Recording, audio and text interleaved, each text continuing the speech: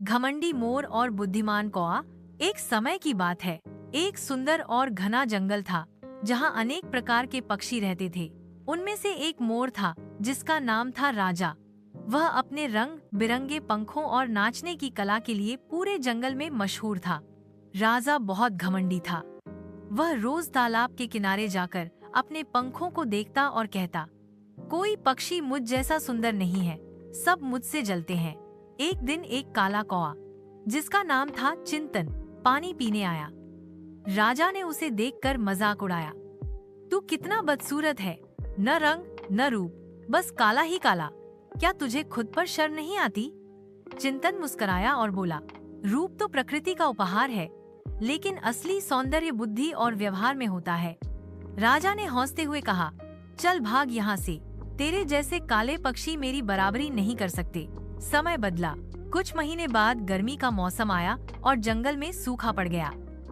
तालाब सूखने लगे और भोजन की कमी हो गई।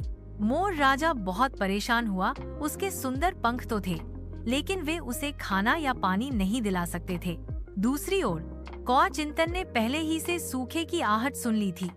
उसने जंगल के कई पक्षियों को साथ लेकर एक नई जगह खोजी जहाँ पानी और खाना दोनों थे।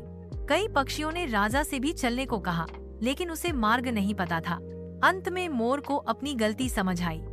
वह शर्मिंदा होकर चिंतन के पास गया और बोला, मुझे क्षमा करो चिंतन, मैं अपने घमंड में अंधा हो गया था। क्या तुम मेरी मदद करोगे? चिंतन मुस्कुराया और बोला, अगर मैं भी तुम्हारे जैसा घमंडी होता तो आज तुम्हारी हालत और भी बुरी होती।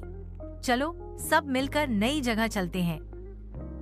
मोर ने पहली बार समझा कि रूप अस्थायी होता है, लेकिन ज्ञान और नम्रता हमेशा साथ देते हैं। कहानी की सीख, मॉरल ऑफ द स्टोरी, सुंदरता कभी भी घमंड का कारण नहीं होनी चाहिए। असली सुंदरता विनम्रता, बुद्धि और दूसरों की मदद करने की भावना में होती है। सुंदरता कभी भी घमंड का कारण नहीं होनी चाहिए। असली सुंदरता विनम्रता, बुद्धि और दूसरों की मदद करने की भावना में होती है।